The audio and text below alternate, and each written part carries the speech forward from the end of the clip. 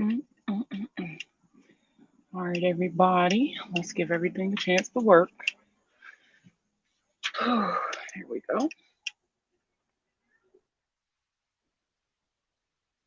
That. So if you're watching the replay, welcome. For those of you who are new here, my name is Markia. I'm also known as the Money Plug here on social media, and I'm a certified financial education instructor. And this is our weekly lives. We do this every Friday, or at least I try to do it every Friday, to answer all you guys' questions while also kind of summing up some of the things that I've talked about during the week. Let's see. Let me make sure. I want to see if I can split my screen so that I can watch TikTok as well as all the other ones. Okay, there we go. But what's up, everybody? Uh-oh, there we go. Whew, almost had a heart attack. Okay, so one of the big things was, and it's crazy because I wasn't even going to be talking about this week, but a video came up and I ended up stitching it, and then I've gotten a really big response on Instagram, so I kind of want to address it here as well. But so I want to say this was like 2 days ago. The Conscious Lee, who I follow, definitely respect, shout out to him. Did a video where in his background it was a tweet. Now this tweet has been going viral all summer, right? Well, tweets like this have been going viral all summer where they're talking about like, oh, credit scores weren't created until 1989. We can live without these. We don't need credit scores. Credit scores are racist and all these other things. And so I ended up stitching the video and kind of talking about it because I had literally just posted a YouTube video, I want to say like Monday maybe, talking about the history of credit. So I really wanted to talk about that today, as well as talk about some of the good feedback I've been getting talking about the budgeting services and the mini calculators that I have on my website. So we're going to be talking about that too, as well as an update for the class next month, which I'm super excited about. If you guys have credit questions while you're watching this, you can always put them in the comments. I read all the comments, so I'll be able to respond to them. And then, yeah, I can, I can see all of the comments now. Um, and then I'll be able to respond to you guys' comments while we're doing this. Please, it doesn't even have to be about what I'm talking about. If you have a credit question, don't hesitate to put it in the comments. And it's nothing, there's no such thing as a stupid question when it comes to your finances. So don't hesitate to put it in there. But let's see, how do I get back to? Okay, so let's talk about the history of credit. So when I stitched the video, first of all, let me be clear, it wasn't me attacking the creator. It was more so talking about the content in that video, the message that he was kind of putting out. So everybody has seen the tweets about like credit scores being created in 1989, but they were around well before 1989.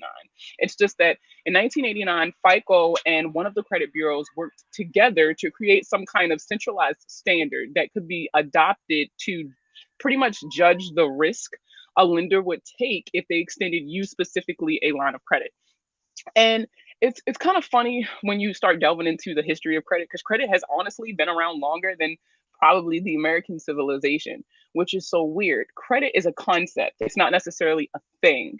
Credit is the idea of you purchasing something or getting a service done and then you paying for it on the back end or at a later date. And sometimes um and sometimes you end up having to pay a little extra, right? Because they're doing you a favor. The interest, as it's often called, is usually kind of like the fee for the convenience of being having access to this credit. And so, even though the modern system we have now is fairly new, I guess you could say, credit as a system has been around for a really, really long time.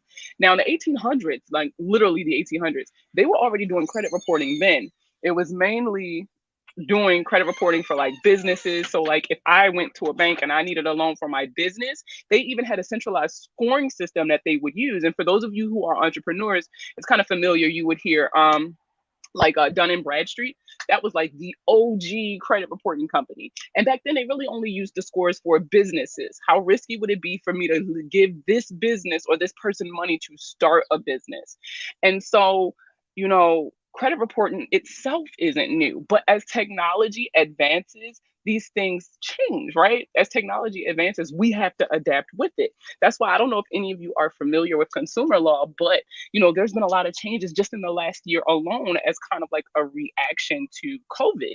So it's like, and I hate when people be like, well, we need to just get rid of the credit system, or we need the government to just come up with one credit system. Why are we, first of all, why are we, right? Why are we trying to depend on the government? Why do we want the government to set a standard? Because we already know how this is going to play out if the government decides to interfere in how the credit bureaus are calculating their credit, like their credit scores, right? We already know these systems were never designed with us in mind. So by restricting it and giving one person access to not only create but determine my future with these credit scores, that is a terrible idea. Number one, a lot of people think that credit scores were created to be racist or to be exclusionary, and it's actually not the case.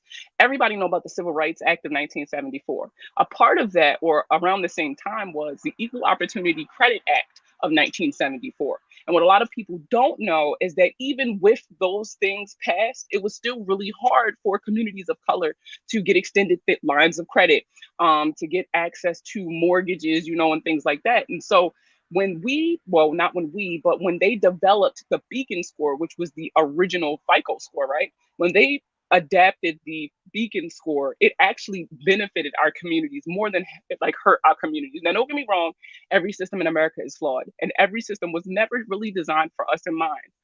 But what it did was it created an achievable standard for communities of color to at least aspire to. Now, the reason why and it's so funny because I had this conversation on my personal Facebook page, but why else would they not teach us specifically, right, how to use this system? It was because it was for our benefit. If we really learned how the system worked, not only would we be able to manipulate that system in our favor, but we would even be able to make changes where they were needed.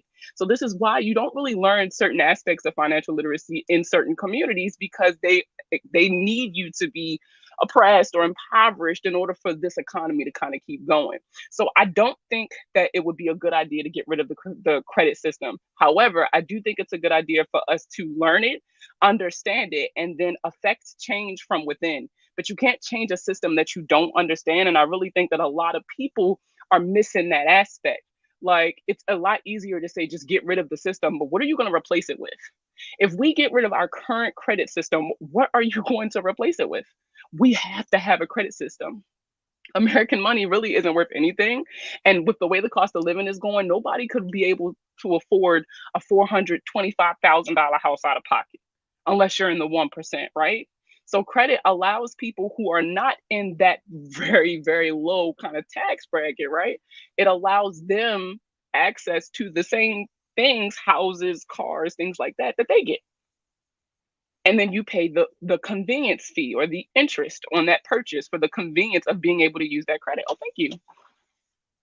But it's, I love having these conversations, especially with people who, who are financially literate.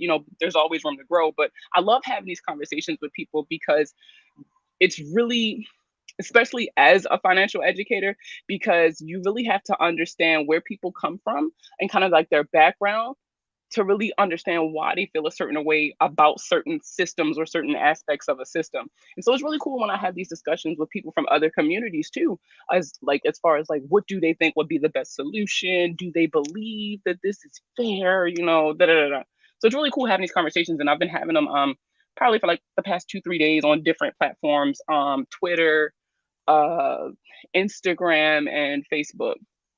So I don't know what y'all think. I mean, do y'all think we should get rid of credit as a whole? Do you like credit do you use credit? What's a good length of credit? What do you mean a good length of credit? What do you mean? What's a good length of credit?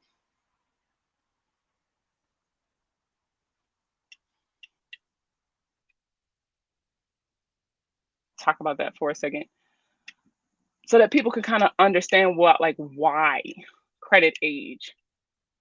So that there's no good, bad, right? When it comes to credit age, there's young credit, because you got to think there's having no credit and then there's having bad credit, right? And then if you have credit, there's having young credit and then there's having mature credit. So it's not that there's a good and a bad credit age length. It's that you just need to allow accounts to age. Most credit cards, like, well, good credit cards that have like reward systems and stuff like that that you could actually benefit from, most of those cards require that you have at least 1.5 to 2 years worth of credit history. So that's kind of something to chew on for a little bit. Now, that's not to say that you can't get credit cards or loans or things like that prior to that 2 year mark, but it usually results in like higher interest rates or an annual fee, or there's no rewards programs on those cards and things like that. I don't think we should get rid of it. I think there needs to be more financial literacy. What I will say is that with, the help of like TikTok and Instagram and things like that, especially like, during the pandemic and post pandemic, it's allowed a lot more. It's given a lot more volume to the advocates of financial literacy being taught in all communities, because if you kind of break it down, it's not in those impoverished communities that need it the most, they don't have access to it, and it's not a requirement. So why would they teach it, right? They can barely teach the subjects that they got now with the materials that they have now. How are they going to teach something that's optional? And so, with the help of social media, we've been able to do a lot of advocating to make financial literacy a standard, like a graduation requirement, which I think is really good, because by making it a graduation requirement, it's kind of making it mandatory for younger and younger children to be exposed to our systems, because we need them. Like, the earlier you expose a child to it, the more they can grow with it, understand it, and then make those changes that we so desperately need.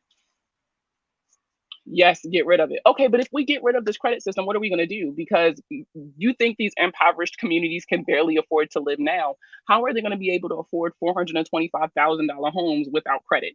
And then a lot of you only equate credit with like the purchase of a home or the purchase of a car. But what a lot of you don't realize is that your credit can make it so that you get or don't get a job. Your credit can make it so it determines where you live in your city and in your state. It determines what you're going to pay for your car insurance. I really feel like um, getting rid of the system and then replace it with what, right? It's literally so ingrained in America's culture and like their economic system, like that whole machine. Getting rid of credit, it would collapse. Agreed, but I think social media is twofold because it is sometimes gives not accurate information. Well, and I didn't even address the part of finding out the information online. I only talked about it giving volume to the fact that we need financial literacy. Y'all know how I feel about getting all your information on TikTok and Instagram and stuff like that. Do your own research. A good resource not only tells you something, but it also tells you where you can find it on your own. You get what I'm saying?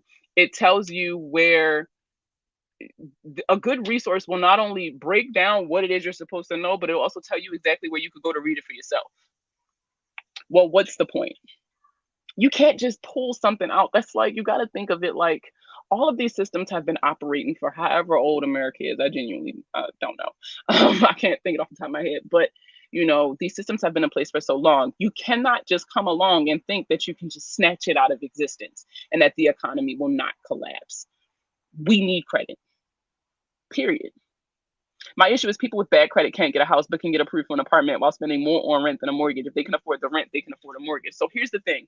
Here's what, and I hate when you guys bring up that example, because what I'm saying is you want to replace this system, right? You want to replace it so that people with bad credit can buy a house, instead of educating people at younger and younger ages so that they don't get to that point where they have bad credit. It takes a lot less money and a lot less effort to teach somebody how to do something than to just redo the entire system to benefit the person who don't understand how it works in the first place. Does that make sense? And so you got to think about it like that. Like, okay, so if we give a person with bad credit a house, what would happen? If they never learned what affected their credit score to the point that they were denied for the home, that means they did not make any financial changes to change their situation. If they don't make any changes to change their financial situation, then that means they have that same mentality and those same bad habits. They'll lose the house. They won't have a place to stay. So this is why literacy, I feel, is the biggest factor that we need to focus on for change, not replacing the system. We need to learn the system. And I get it. Some people feel like when I talk to hundreds of people a month. I talk to so many people. And they be like, well, I'm too old, or I'm too far gone. My credit's too bad, too this, too that. There's no such thing. You you cannot change a system that you don't understand. So y'all screaming to get rid of the system, but you don't even know the system to know what's wrong with it. All you are saying is that, oh, this system is racist. Every system is racist. If you want me to be completely honest with you, none of these systems were designed with people of color in mind. Yes, the system is flawed. We know that. That's not a question. What are you going to do about it? You can't change something if you don't know anything about it. You wouldn't even know how to change it or what to change. You have no system already tested and proven to replace it with. So why not focus on what's already there so that you can fix what's already there and make it better for the people who come behind you? That's what I'm saying. I wholeheartedly do not believe that we should get rid of the modern system of credit. We need to understand it so that we can make the best change, right? Most of those are excuses born out of fear. Oh, whew, girl, you are preaching to the choir. But you know what? And I'm going to take it a step further. I don't think these are excuses made out of fear. I think these are excuses made out of survival. And we've done a couple different lives where we talked about this. But, generational curses, because y'all know that's a buzzword, right? I should have put it in the damn title for the video. But generational curses are not always bad habits. They are not always things that were designed to see you fail. Generational curses were things that families did to survive back then. But the problem is that as times change, technology advances, things, are different now. They're still doing the same thing. They're still passing down that whatever it was that they were doing out of that generational trauma, right? And so people, these excuses, these bad habits, and things like that, I think that they are born out of our ancestors' need to survive, right? That whole putting money in a mattress, don't put your money in the bank. That was depression time thinking, right? They weren't, because you put your money in the bank and then you went to the bank to go get it out and it was gone. There was no money. That's because these old antiquated ways of thinking needs to be changed. But it's so hard having these conversations in our communities, right? Because our elders don't want to hear this. They think they know everything, right? And then when a person who outside of your family comes to you and challenges these things that your mom, your aunt, your grandma, your great grandma have passed down to you, in a way, a lot of people take it as though I'm disrespecting their families. I've literally had people tell me, so my mother lying, so my aunt's a liar. She's been doing this for 30 years. Wow, like just because it works for her doesn't mean that it's good for you. As times change and technology advances, so do the things that we do to survive. Those things need to change as well. And I'm going to be honest with y'all. A lot of the people that y'all listening to are your peers, right? People who are on the same level as you. How are you ever going to surpass that and break that chain if you're not looking ahead instead of next to you, right? And behind you. Stop taking advice from people that's on your level and start listening to people who are where you are trying to be or who have the things that you are trying to get. No, I'm preaching real good. We need to learn how to budget and better money management. You know what? And and y'all know I had this discussion too. I think it's another one of my pinned posts where I talked about, we were talking about money management. And I think something that I often hear from people who are not a part of our communities is that, well, Black people spend their money on Jordans and luxury and designer items, but don't want to pay their rent and don't want to do this and don't want to do that. And to that same token, it's not even just money management, but some of these communities are flat out just not making enough money. A lot of people aren't making enough money, but they're still trying to move like they are. So it's not even just poor money management. It's also the cost of living is way too high for what the fuck they're trying to pay people out here. And then those same people are still trying to live above their means because social media have you thinking that you need to have it all put together at 25 because the Kardashians did, right? So it's like it's so much I think that goes into this, that all of this could be fixed. All of this could not be an issue if we were exposing children to true financial education at younger and younger ages. Just like they're watching the Kardashians and they're watching Blueface and his girlfriend act up on social media, just like they can tell you what's being posted on Shade Room. If more and more creators who look like them are posting about financial literacy, and more rappers are being more vocal about how they're better managing their money, how they're paying their taxes and all this other stuff, if more and more people are talking to this and exposing children at younger and younger ages, Like, I'm talking Tab could be in her little Circle Time show. I know y'all know Tabitha Brown got that little kid show. And if she was on there talking about, the concept of credit. So let's say she could be like, well, I'll give you my pen if you give me two pencils back. Literally, it could be stuff like as simple as that. If we are exposing children at younger and younger ages to these concepts and these ideas and these principles, we could literally change the future of our society economically. But instead of focusing our energy on that, all we are doing is consistently talking about we need a change. We need to get rid of it. The government needs to take over. You want the same government that was testing syphilis on Black people without really telling them what it was. You want that same government to come up with a credit scoring system. The same government that refused to acknowledge the Tulsa massacre. You really want that same government, responsible for your future. As much as y'all don't like the credit bureaus, we need them. Because if the government takes over, y'all really think we going somewhere? Come on now. Y'all cannot think like that.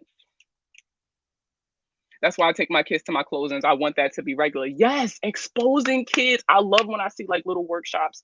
When I see prominent like Black people in their communities, like, oh, what's those people? The mobile home investors, I think is their name.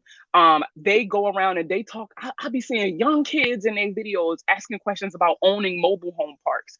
When I see, those same people who are flipping these houses and stuff, and they're doing workshops with kids talking about investment homes, duplexes, and stuff like that. I didn't have that growing up. I would have loved that growing up. So the more we expose these kids to these things, we'll have more 18, 19, 20-year-old self-sufficient individuals with good credit who don't have to sign up for these student loans and be in hundreds of thousands of dollars in debt for years, for the rest of their life. But it all boils down to we cannot change a system we know nothing about. Oh, thanks, babe. Never be the dumbest person in the room. I was always told if you buy someone's opinion, you buy their lifestyle. So be careful who you listen to. Wow, I like that. I really like that. Oh, thank you for the rose. Oh, hey, friend. I didn't even see you in here. I'm telling y'all, and I really wish I really wish I could like have this conversation with Conscious Lead, because like I really want to talk and like really hear kind of what his take on it is. Hey, hey, hey. I really want to hear what his take on it is, because I get it. I understand why it is attractive to think we just need to get rid of the system, because you are not the party that's benefiting from it. And there's so many people that we know who are not benefiting from it. But I can honestly say, as a certified financial education instructor, I can honestly say, if you had the right tools, the right resources, access to this information that you could fall back on, you don't even have to memorize it. If you just knew where to find this information, it could literally change everything. Why do you think these people are able to do these classes on how to make six figures and all this stuff? Because they have education that they know that you need, and you're willing to pay them for it. But that same information is available for free, but you don't know. So it's impossible for you to use a resource you don't know about. And so you continue paying these people who aren't really teaching you anything low key. But I'm gonna keep that to myself. Have a great day. Keep doing your thing. Still trying to get my streaming code from TikTok. Oh my God. Try emailing support. Try emailing support again. I didn't have to wait that long. That's crazy. I literally just emailed them and I got access to it like 2 days later.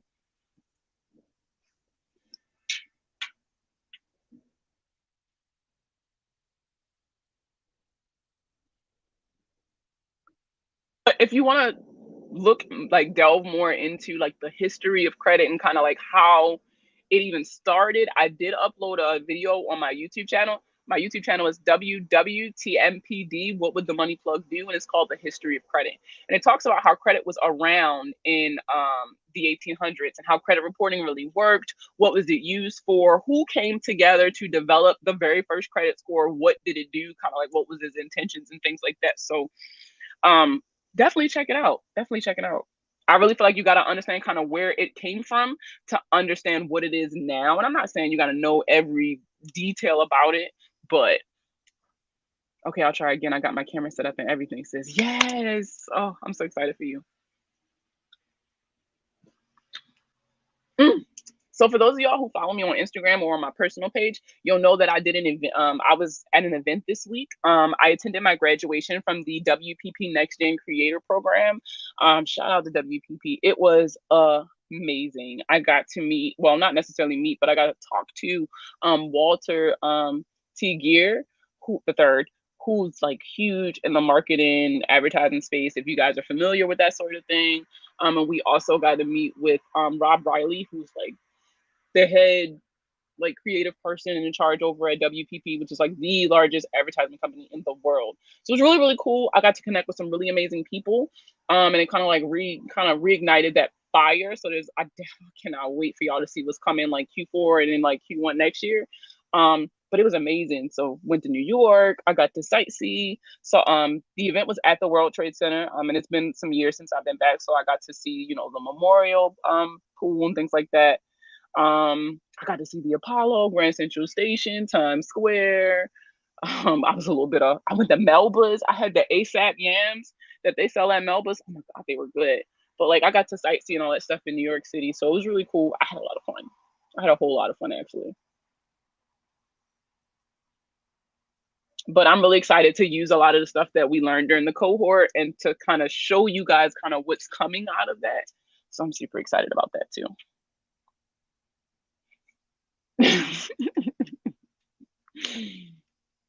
You make me sick.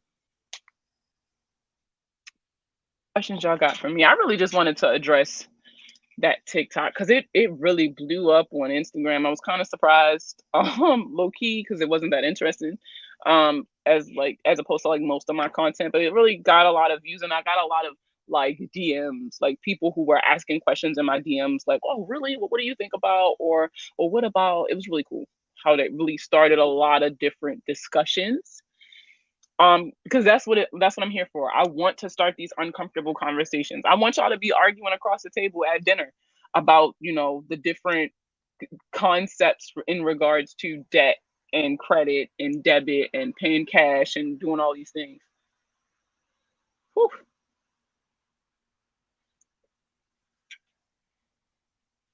So I'm excited. I get off of here.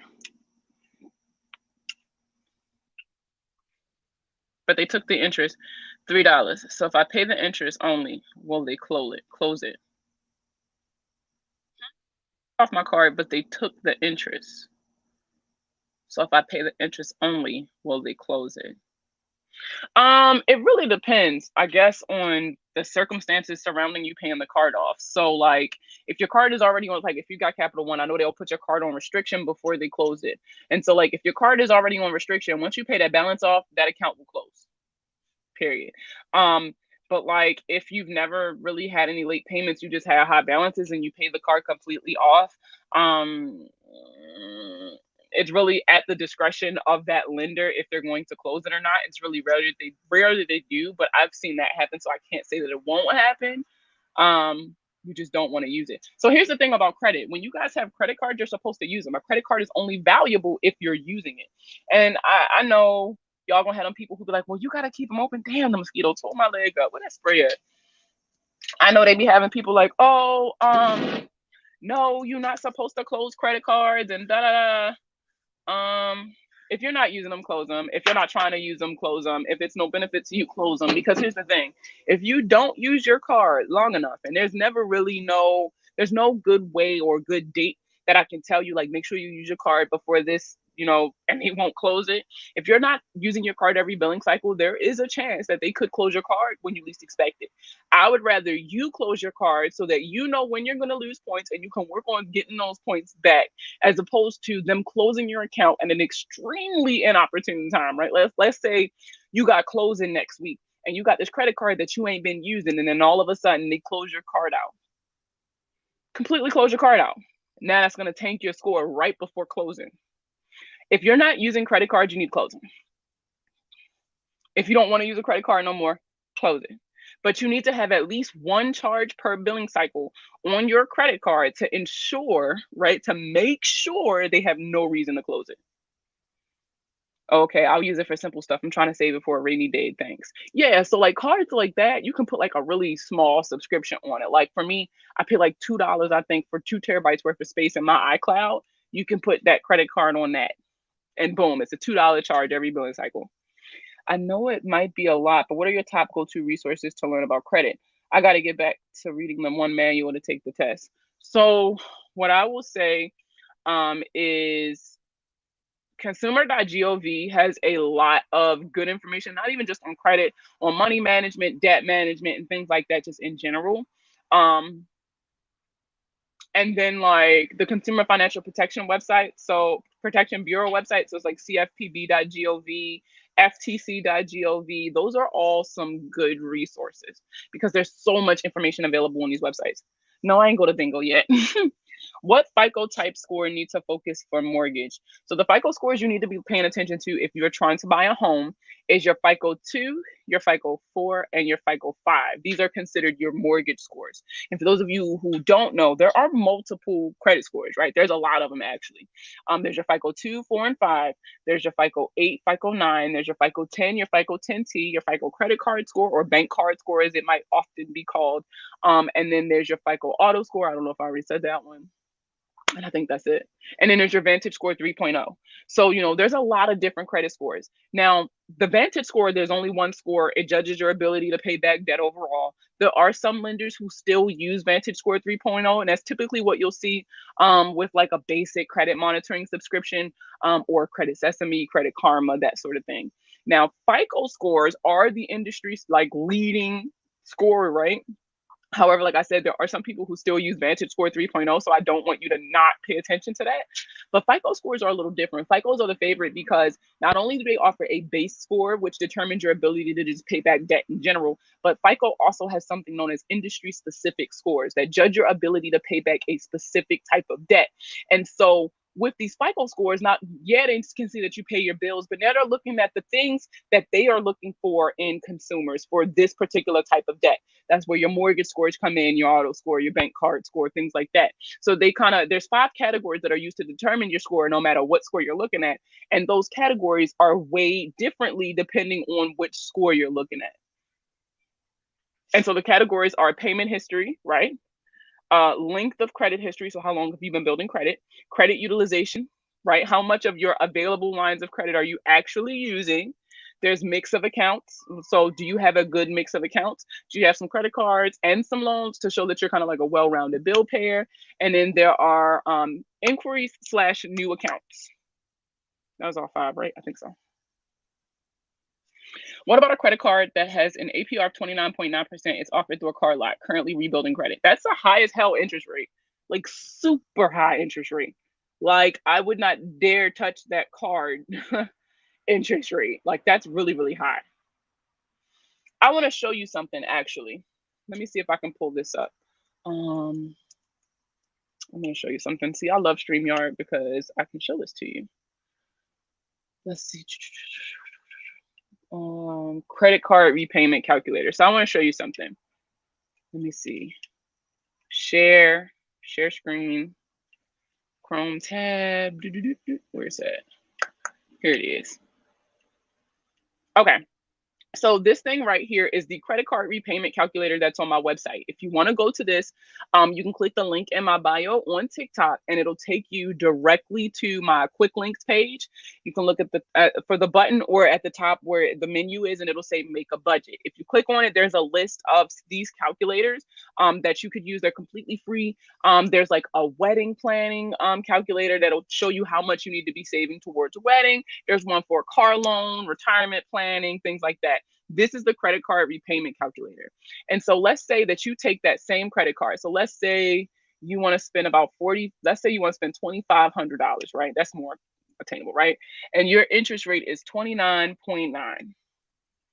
Your current minimum monthly payment, let's say you're paying $100 a month on a card, right?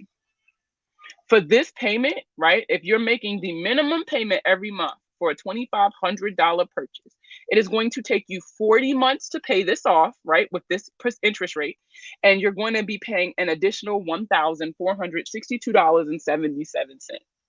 That's a lot. That's a whole lot, actually. You see, that's a lot of interest. So I would not suggest that credit card. I wouldn't suggest that credit card at all, actually.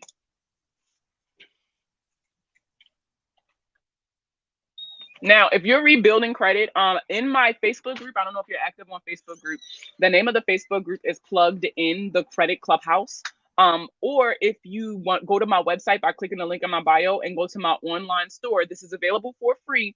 I have something known as the Credit Card Cliff Notes. It's an ebook that I put together, a PDF that you can pull up that talks about the different tiers of credit card. So as tier 1 through 4, which is common knowledge, right? The no fee credit cards, then the no annual fee ones, and it goes up and up and up to more like super prestigious cards. But at the end of that, I also put some specific sections for people who are rebuilding. So there is credit cards on that list for secure credit cards for people who are rebuilding, and there's unsecured credit cards for people who are rebuilding. There's also a section on there with 3 specific credit cards that I know of that allow people who have bankruptcies on their credit to get credit cards. So I definitely suggest looking at that credit card. But the 29.9% interest is only if you carry over a balance, right? So let me tell you why that is a very dangerous way of thinking. If the pandemic did not teach me anything as a financial educator, right, it taught me that shit happens. So, no, of course, you don't intend to carry over a balance every month, right? You plan on paying it off. But what happens when shit does not go according to plan? That's 29.9% interest. That is a horrible, and like, I'm not just saying that, that is a horrible idea. There are other accounts that you could add to your profile, which is why I just told you about the credit card cliff notes, right? There's even debit cards that you could use that would help you build your credit that have no interest because you're not borrowing any money. But that 29.9% interest rate is very, very risky, and it's not worth it. I'm telling you, it's not worth it. No opinion that it is not worth it. Are you using Restream? This template is fire. No, I'm not. I'm actually using StreamYard. This is a template that I mixed with a template that I purchased, I believe. I think this is where this one came from. And then I'm using StreamYard for like my banner and my name. But yeah.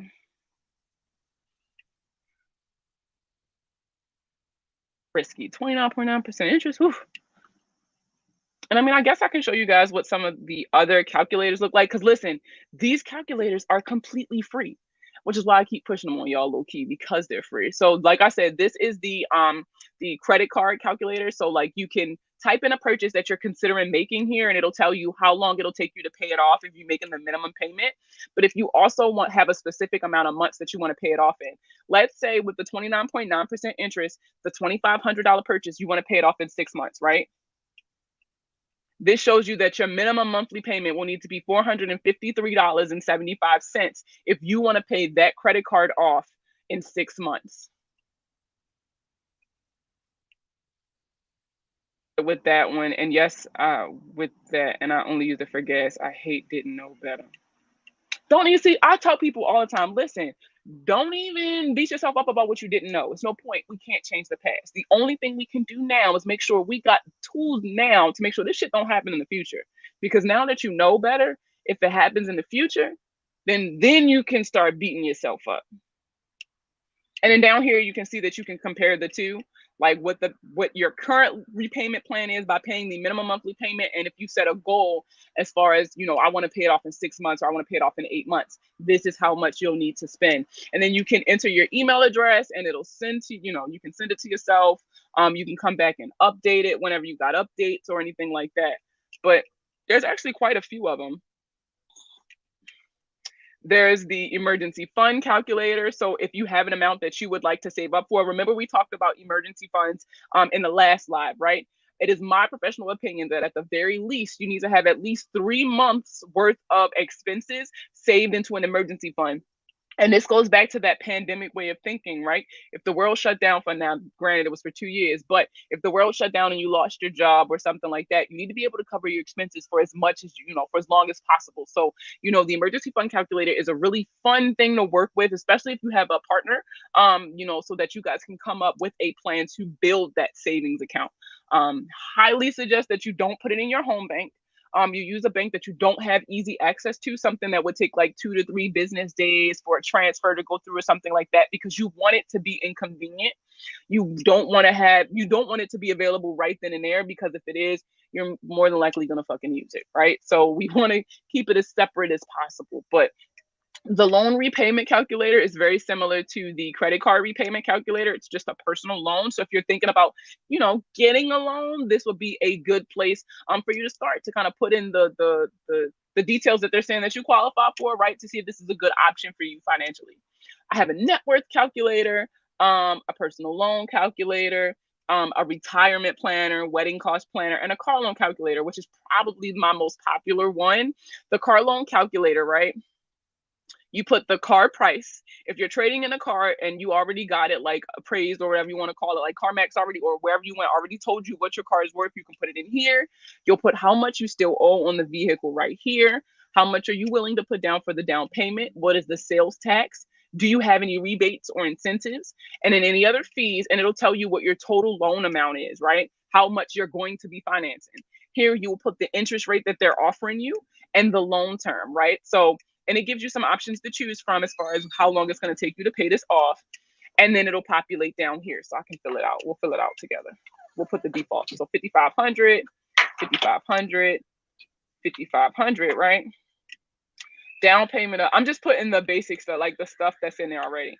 3.5, 500, right? Other fees, we'll put 500 as well. Oh no, that's not it. Okay, so the car price has to be more than 55. So let's say 30K, right? 30, 1, 2, 3. Okay. The car price is 30,000, right?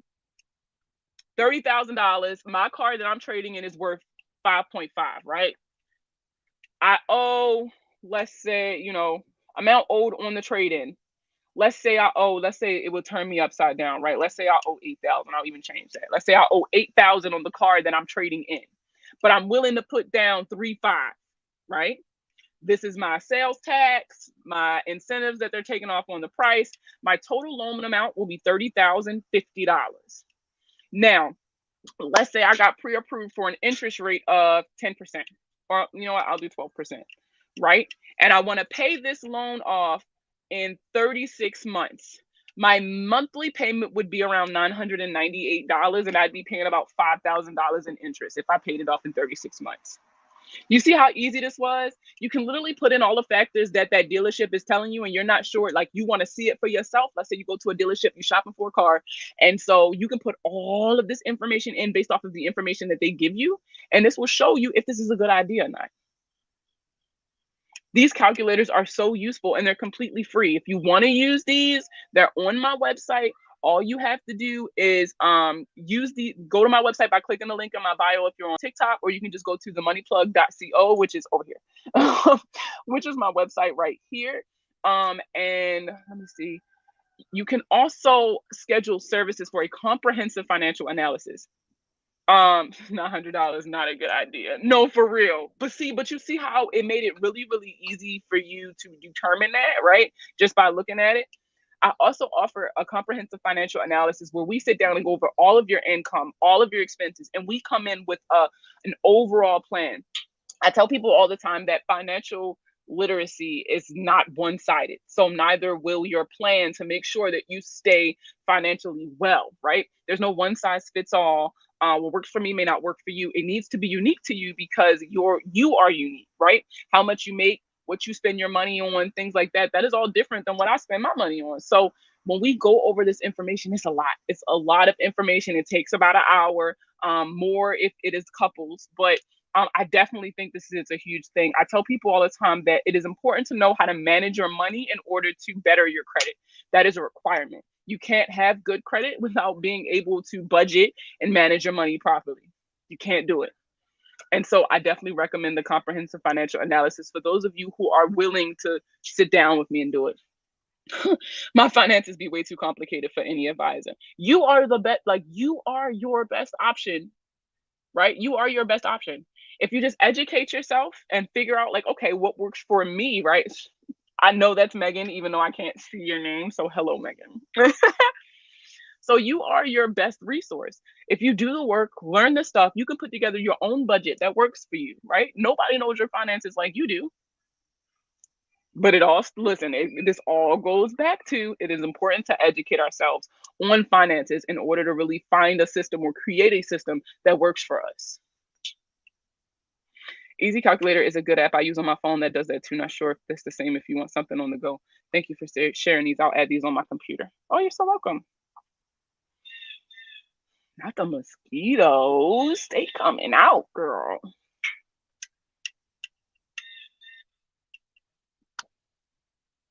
A resource that I wanted to share with you guys. Whoops. Let's see. Boom.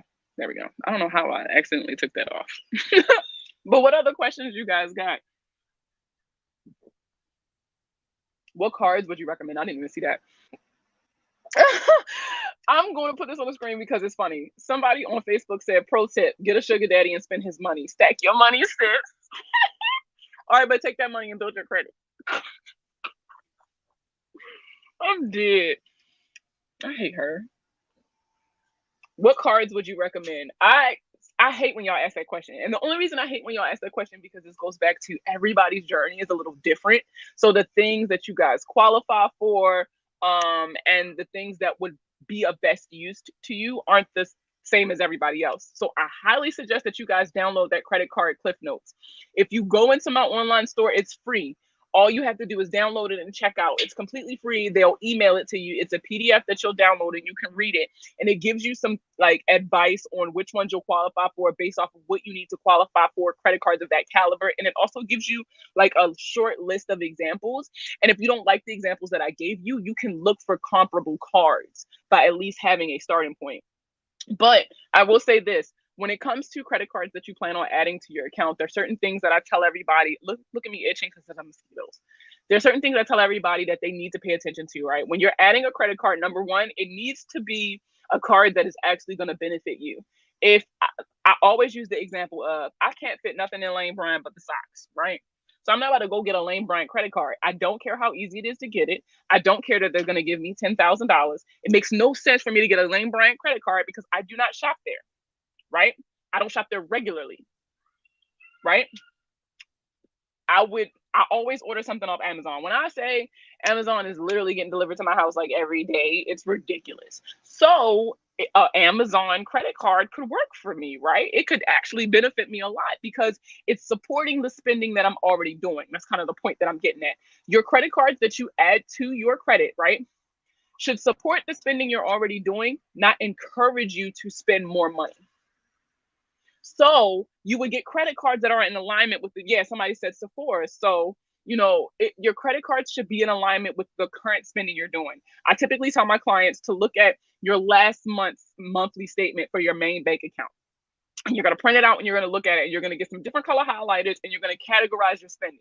Food, gas, travel, like you're going to break down your monthly spending. And then you're going to look at credit cards that you qualify for and their rewards programs if you qualify enough, for those kinds of cards. And you're going to get credit cards whose rewards programs reward you for the spending you're already doing. And the example that I use for a positive way of looking at it is I get gas every Wednesday at the 7-Eleven. I get $50 worth of gas, right? So if I know that is a recurring purchase that I make out of pocket using my debit card, then I'm going to get me a credit card that is going to reward me for the buying of that gas. I got me a credit card that give me 3% cash back on my gas. So now instead of using my debit card and spending $50, I'll use my credit card and spend $50, get 3% cash back from the $50 that I spent, right? And then go home and make a same day payment for the $50 or pay it at the end of the week. You get what I'm saying? But it should support the spending that you're already doing. I hate when I talk to people and they be like, well, I got this credit card for an emergency. Why are you thinking about using credit cards for emergencies? That's the whole point of you having an emergency fund. When you have an emergency, you should not be putting yourself in debt for every emergency that you have. Credit cards were not designed to be used in case of emergency. Credit cards were designed to replace your debit cards. That's why they have like more protections when you're doing like online purchases and stuff with your credit cards. That's why they reward you for your everyday spending to encourage you to use them, right? Because the more you use these credit cards, the more they get paid. So they want you to use it. So they make it beneficial for you. Now, USAA will automatically categorize your spending for you. You can also set up categories based on specific scores. You know, Mint does it too. Mint does it too. Ooh, rewind because I lost my train of thought before that. I gotta stop reading the comments when I'm talking. I gotta stop reading the comments when I'm talking because I do this every time. Mint does it, and it's something else. Another Albert. Y'all know that the app I was telling y'all about, Albert. It'll categorize your spending. Low key, Albert be telling me about myself, and I hate it because like it'll be like, "Hey girl, you went to Chick-fil-A 13 times in the last 3 months, just so you're tracking." Like it kind of put me on a spot. I don't like that. It makes me uncomfortable, but it also makes me kind of change my spending. Truebill. Somebody said Truebill does it as well. But your cards should support the spending you're already doing. And then we have talked about prepaid cards. A lot of people confuse prepaid cards and secured credit cards, and they're different. The prepaid cards that I'm talking about are actually not credit cards at all. For all intents and purposes, they're debit cards. Things like the Credit Sesame Cash card, the Chime Credit Builder card. How it works is you put money into these accounts and you use those accounts, right? Every month that you use these debit cards, they will report to the credit bureaus as if you made a payment. That payment history is 35% of your FICO score, your Vantage score, right? It's 35% of your credit score. So just those payments by themselves being reported every month can help boost your credit score, especially for those of you who have a history of charge-offs, late payments, and things like that. The only way to really come back from that is by adding positive reporting accounts to your credit report. And so these can help you. And so they're very similar to credit cards in that they report payment history every month as long as you use it. However, there's no credit checks, there's no interest, there's no fees for most of them. And there's no responsibility, right? You don't have a minimum monthly payment that you have to make because you already put the money on the card. So that's the spending limit. And if you run out of money, you run out of money. That's it. No, for real. You spent $7,000 at Starbucks last month. No, really.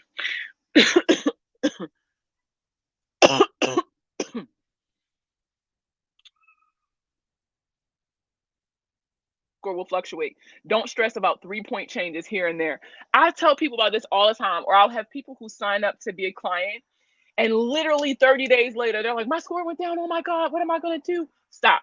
Your score is going to fluctuate over time. The more spending you do, because remember, credit utilization is 30% of your score. So the more spending you're doing on your credit cards without paying it all the way off, obviously that's going to affect your credit utilization, which could cause your score to fluctuate. As you pay loans off or close credit cards, that's going to cause your score to fluctuate. So small fluctuations are not a problem. But if you are consistently seeing decreases in your credit score, that's when you need to find out where's the leak. Do you know about the envelope system? Is that for monthly bills or savings? I don't get it. So some people use it for saving and some people use it for monthly bills. There's no one way to do the envelope system. You pretty much do it in a way that works for you. I personally do not use the envelope system, but I'm not against it. I am for whatever works for you guys. So if you know the envelope system, you're intrigued about it, and you want to come up with a way that it works for you, do that. Like I say, nobody knows your finances as well as you do. I love that, boss lady. She said, each paycheck I put some in an envelope, but I do increments of 20. She uses it for savings. She does the envelope method for her savings. I like that. Some people do the little $5 thing, the $5 challenge with their savings. I don't get cash enough to do shit like that. I don't get cash at all. If you want me to be honest with you, very rare that I touch cash, but a lot of people do these to help them save. Speaking of savings, she said, yeah, like I have kids, I gotta save. No, for real. Speaking of savings, back in the day, I used to use this app called it was called Digit. And I guess they changed to Hello Digit. I posted a video earlier. It wasn't getting no views, so I took it down. So I'll put it back up. But Hello Digit was actually charged like 2 days ago by the Consumer Financial Protection Bureau for violating the Consumer Financial Protection Act. And so not only do they have to pay $2.7 million in fines, but they also have to pay customers who were using their services that were previously denied for overdraft reimbursement. So if any of you are familiar with Digit, it was an app that would monitor your spending and then it will pull money out of your account to put it to like a rainy day fund for you. Very similar to how Albert works. But I was using Digit back before it was really an app. Like they would text you. Like you would text them and they would text you back and tell you like what your account balance was and when they took money out and stuff like that. But the biggest selling point for this app was that they promised, right, that they would never charge overdraft fees. Them pulling money out of your account would never cause an overdraft. But what actually happened was their algorithm was faulty and it caused a lot of people to be charged overdraft fees. And so when the people would notify the app and they're expected to be reimbursed, they promised to reimburse their customers and never did.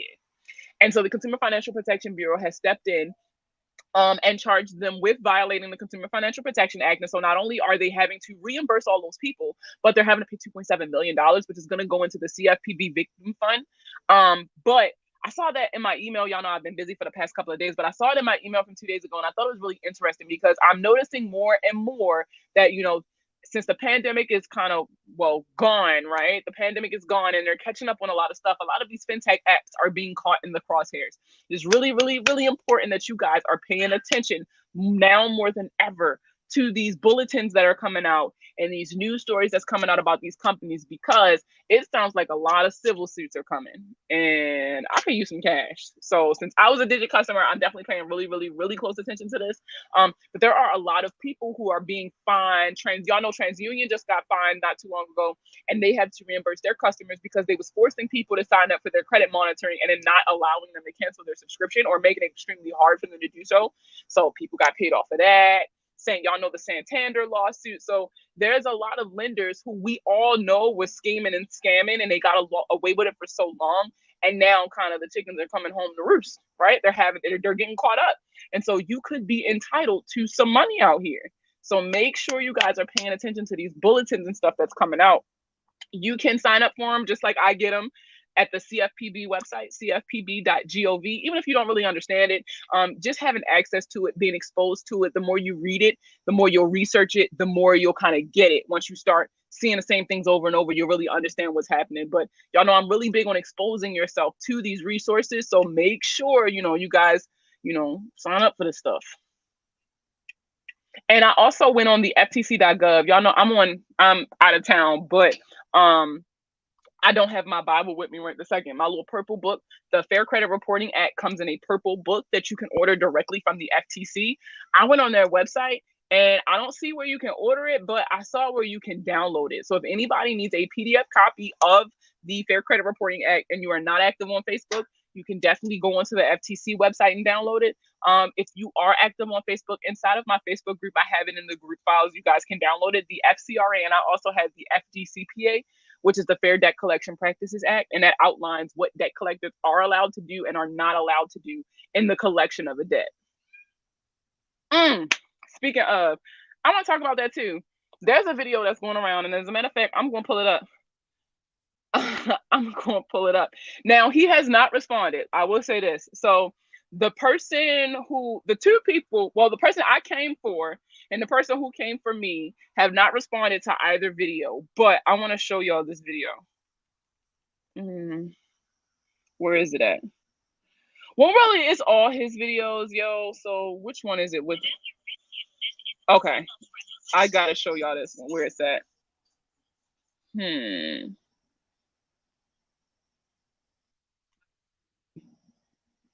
I don't even know what it looked. Oh, it looked like just a. Damn it! I hate when people cover don't match. Did you know? Oh, here it is. I found it. Okay, so I'm about to show y'all this. Okay.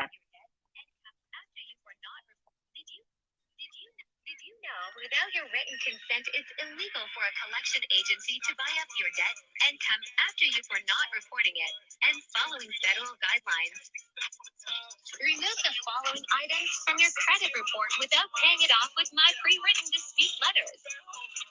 And let me tell y'all, this man be getting thousands, hundreds of thousands of views by telling people not only do you not have to pay the items on your credit report to get them off and no, they won't repopulate and all this other stuff, right? But he also was telling people, like, this particular video that I stitched, well, I had to save it and put it as a background because he turned his stitches off.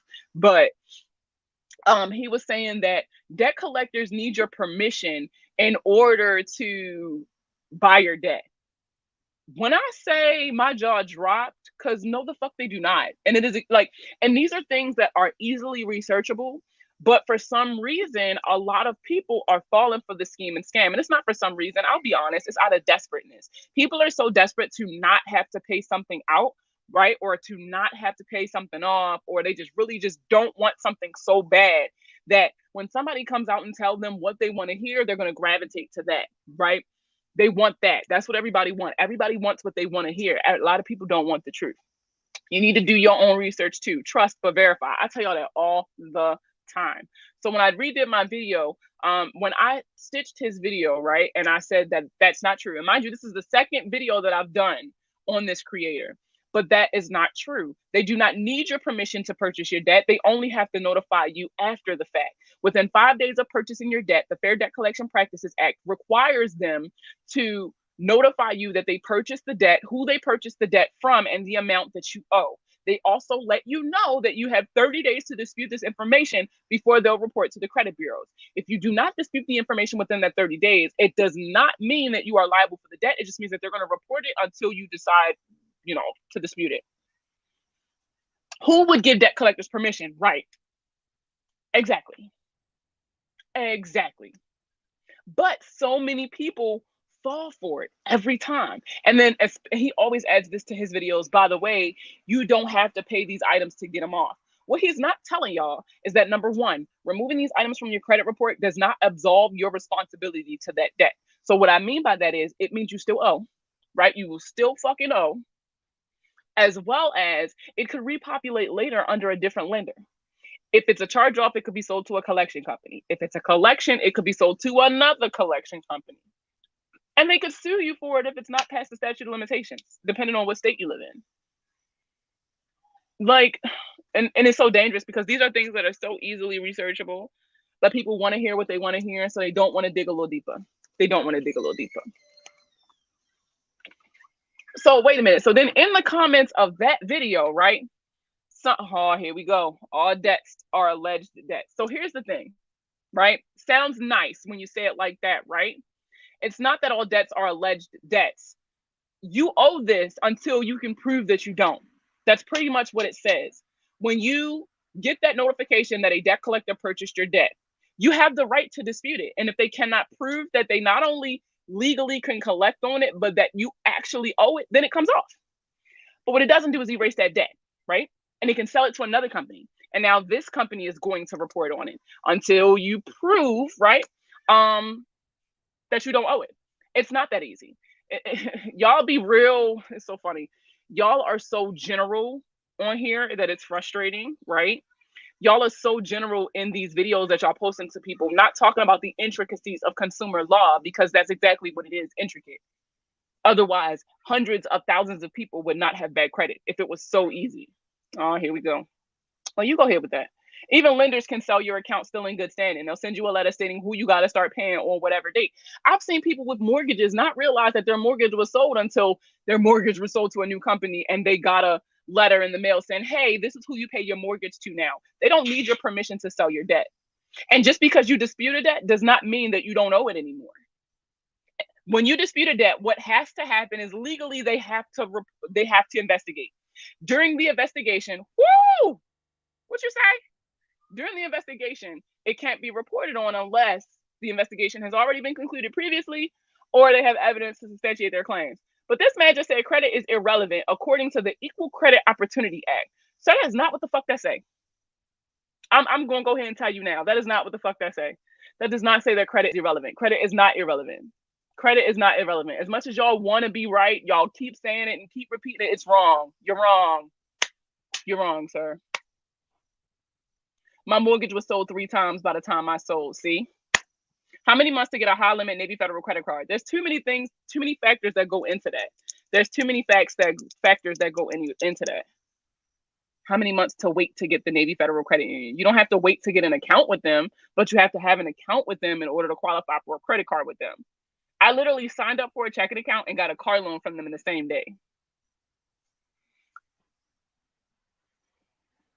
You have to have an account with them to qualify for all the credit shit, but there's like you don't have to wait. I need to see if my mortgage company crossed all their T's and dotted all their I's when they sold my account. Hashtag team free. No, for real. But check your paperwork. I always tell people, check your paperwork. Yo said credit is irrelevant. And I love like I hate when it, how do I say this without saying this? So many people are so loud and so wrong, right? That's just like I was scrolling Facebook the other day and some guy's running an ad on Facebook talking about he's doing the oh hi Shantis, I didn't know it was you. I wish I could see your names. Some guy was running an ad on Facebook about how he was doing a CPN masterclass, right? And so he was teaching people how to use CPNs, how to make them, and all this other stuff. And so it was really weird to me because, sir, you are advertising an illegal service. But you'd be surprised, right? How many people get on TikTok and Instagram and Facebook and call themselves 6-figure business owners and gurus and experts and magicians or whatever the fuck else they calling themselves, and they're pushing something like this, right? CPNs are illegal, right? Because the whole purpose of you all purchasing these CPNs from people is to conceal your previous credit history and establish a new financial identity in order to qualify for things that you did not qualify for previously. It's illegal. It's illegal. Creating a new identity to conceal your previous one is illegal. Period. There's no other way around that. I enjoy you not seeing my name. Keep you on your toes. That has to be Megan. It does. It definitely does.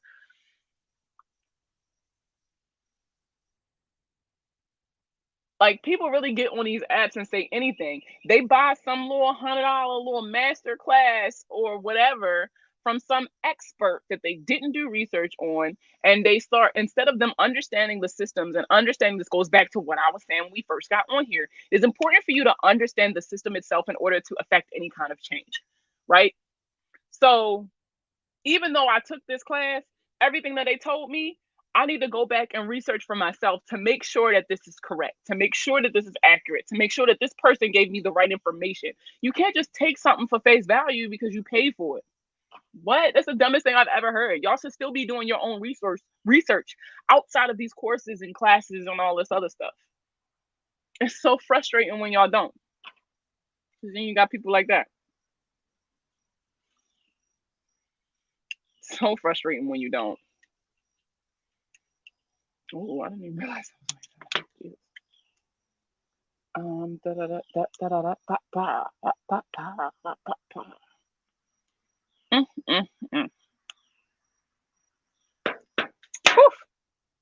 What other questions y'all got?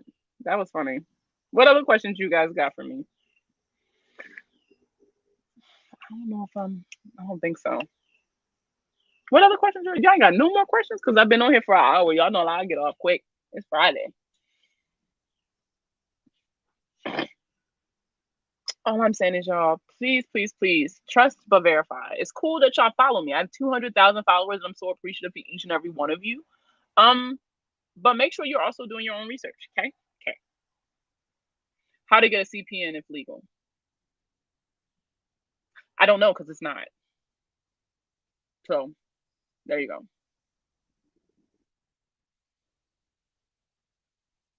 His phone's about to die. Same with these dudes out here. He be selling you a dream, but you got to stalk his Facebook and baby mama page and his daddy and mama page. Trust but verify. I'm dead. I hate you so much. Oh, I swear. This weather felt so good today. me, but they used my social security number.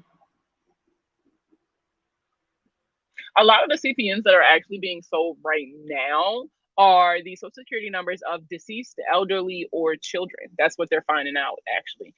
There was an article that I shared in a video some weeks back that talked about how a lady was apprehended by the FBI, right?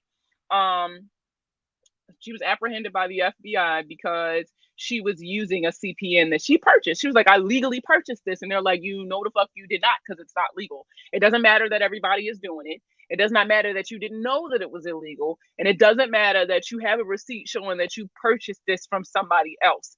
Using, right, a social security or any number, using any number to conceal your identity and establish a new one, right, is illegal. So there you go. I don't know why y'all thought that was legal in the first place. If you applied for something with your social, right, and you were denied, what makes you think that they would approve you just because you changed a couple of the numbers around?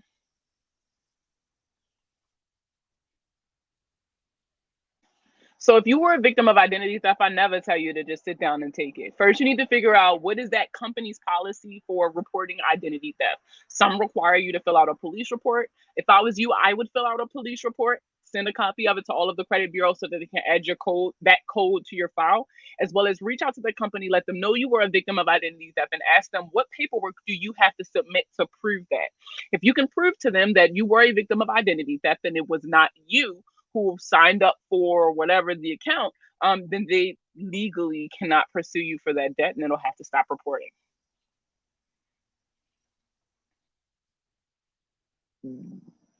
Either, so then here's the thing. A lot of you think just because you told them you didn't live in Texas, right?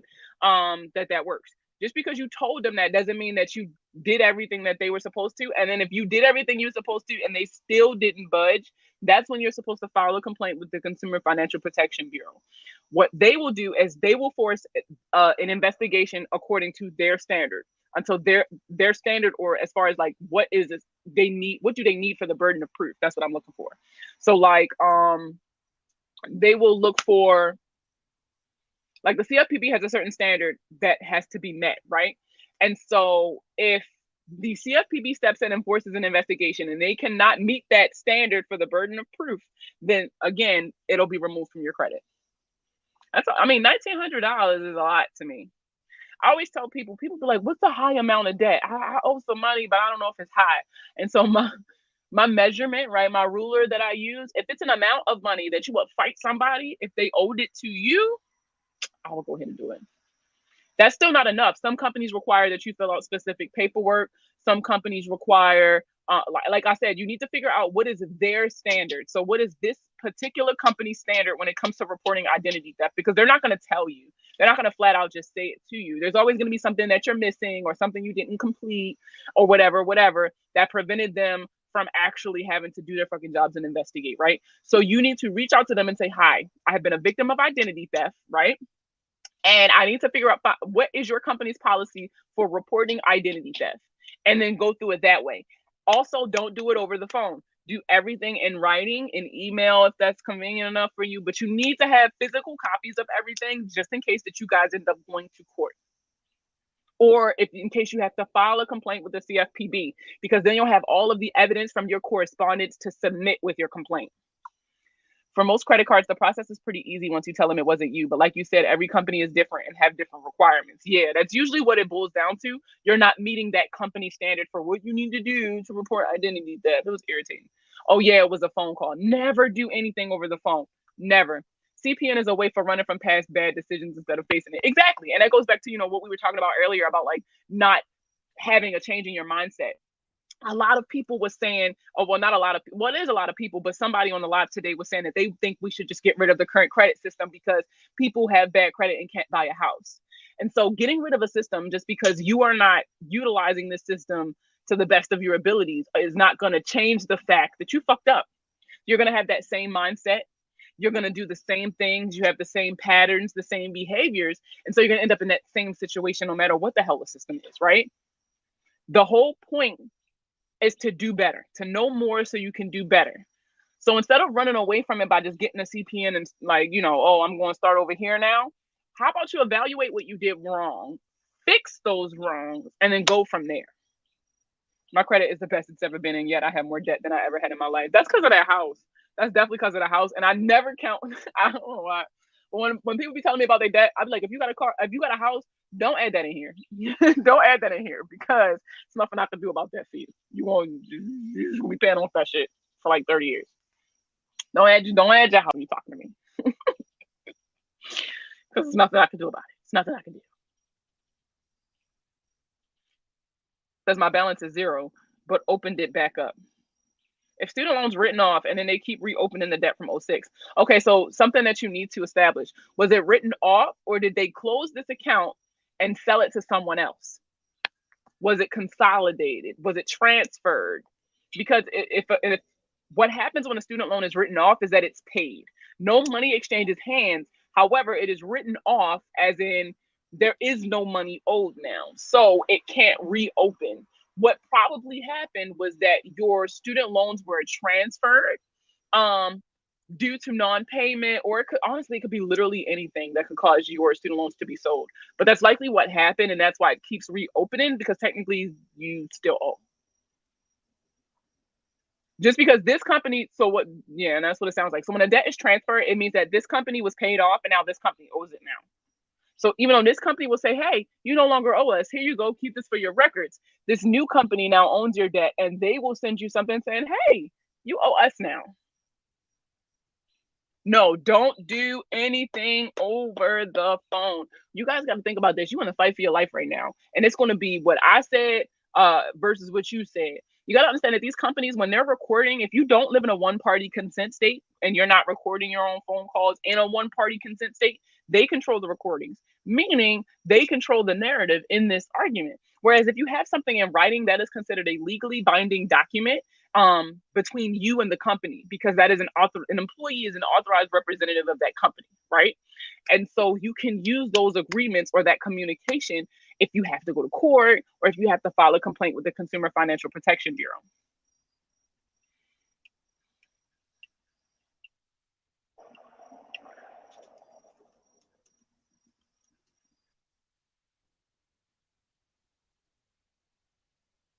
Man, to pay my mortgage. Shut up. Shut up.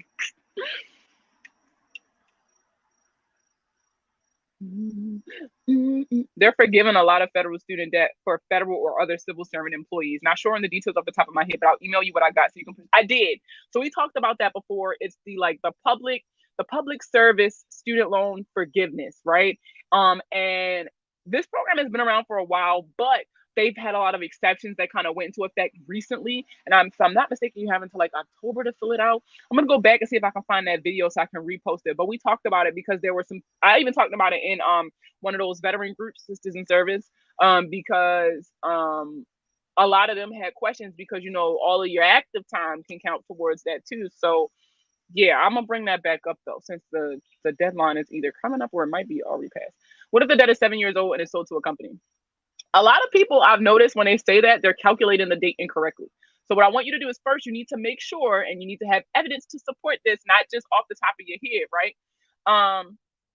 You need the date of first delinquency, the date that first missed payment that led to the account being charged off, right? And sold to a collection company, right? The date of first delinquency is what is used to determine the reporting time for your debt, which is that 7-year time period. So it needs to be 7 years from the date of first delinquency. Now, if it is past the 7 years for the date of first delinquency, then you can send a letter to the credit bureaus with a copy of your credit report as it is currently reporting. And then the evidence that you had that the date of first delinquency is greater than 7 years from whenever it is you were trying to ask for it to be taken off or whatever. You get what I'm saying? Like, you got to have evidence that shows that it's greater than 7 years old. And then you would send that to the credit bureaus. And then they're going to be like, yo, they're saying this. You got to take this shit off. And then it'll come off. They would offer to forgive my student loans when I only owe them $200 more. They could have forgave me when I owed $10,000. No, seriously. Seriously. Oh, y'all, it's getting dark. People's street lights coming on. What other questions y'all got before I get off of here before it gets too dark? Tell me, y'all, share my stuff. Join the Facebook group. The Facebook group is probably the biggest resource. Not only is it a good space that has all of my lives, but every time somebody posts, I'm literally on every single post answering questions. It is very, very rare that I miss a post because I turned on all my notifications for the Facebook group. But it is a good space for you to have some resources and stuff like that. Yes, girl. It's time for me to get in the house only because the bug's about to come out. Like, my mom, shout out to my mom. She just bought a house. It's amazing. I love her neighborhood. Low key, the house next door is, I don't know if they renting it or selling it, but I might have my eye on it. I love my mama and everything, but I don't know if I love her enough to live next door, y'all, because, mama, you miss all my posts. You don't post in my Facebook group and don't start. And don't start. Do not start. All right, well, if you guys don't have any questions, I'm gonna go ahead and get off of here because it's about to get real dark real quick. I already see the street lights get ready to come on. So y'all know what I always say, right? Live every day like it's your last, but wear condoms and pay your bills just in case it's not. The name of the Facebook group is Plugged In the Credit Clubhouse. You should see it at the bottom of your screen, kind of going across. It's called Plugged In the Credit Clubhouse. Or you can search Facebook. Markia B, aka the Money Plug, is my Facebook page that you guys can follow and like it, right? Like, make sure you like it. And then under groups, you'll see my Facebook group under there as well. And like I said, I answer all y'all questions. I save all my lives. They get special posts like breakdowns of like documents and stuff. There's some free templates in the group files. It's a copy of the FCRA, the FDCPA, a copy of my credit card clip notes, a complete list of credit reporting agencies for 2022, like all of the little third party agencies that you guys be needing to help with like fighting evictions and stuff like that and background checks and things like that. So there's a lot of resources and a lot of information in the Facebook group, you guys. So definitely check it out. For those of you who are not active on Facebook, I've announced it here. We are establishing a blog to have that same information available for you guys. For those of you who are not active on social media, so it'll be a separate website that you guys can kind of keep an eye on, get access to all of that same information, as well as a space for you to ask questions, right? So it's definitely coming. I think the first post should be coming up pretty soon, right? Right. I'm excited. I just want y'all to know now I am not much of a writer, so bear with me. But hey, girl. I missed you. I usually see you at the beginning. But yeah, so you guys are so welcome. You guys are so welcome. And if you guys need anything, remember, there's no such thing as a stupid stupid question when it comes to your credit. All right. Let me put my contact information also up for you guys. So if you look at the bottom, I changed it. Now you'll see my contact information. It has my email address, which is markiab@themoneyplug.co. If you are trying to link or connect, you can go on linkedin.com/in/themoneyplug, or you can look on my Facebook profile page at themoneyplug.co. So facebook.com/themoneyplug.co. That is a way to get in contact with me. If you guys have any questions or have any issues that you want to discuss, you can definitely do that. You are literally everywhere. LOL. I missed the notification. It's okay, girl. It's okay. This was a really good live. So if you didn't watch it from the beginning, definitely go back and watch it from the beginning, because I talked about the history of credit, right? We talked about why it's not a good idea to get rid of our modern credit system and why it's better for us to understand it and make the changes after understanding what the current system is. And things. So this was a really informative live.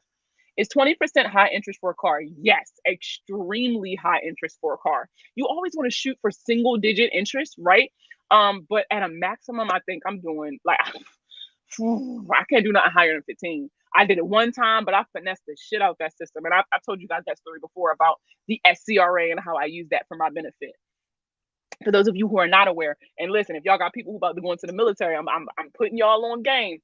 I bought a car in what's this? I got married in 2015. So it was the beginning of 2016. It was February 2016. I bought a 2016 Kia Soul. It had a 22 to 24% interest rate, I think, I want to say. And my payments were super, super high, right? I had really shitty credit at the time. I think my score was in like the fives. And when I bought the car, and I had put like $3,000, $4,000, $5,000 down, and it was still super high. And so because I knew I was going active duty, what I did was I signed for this car at that interest rate and that monthly price because I could cover it, right?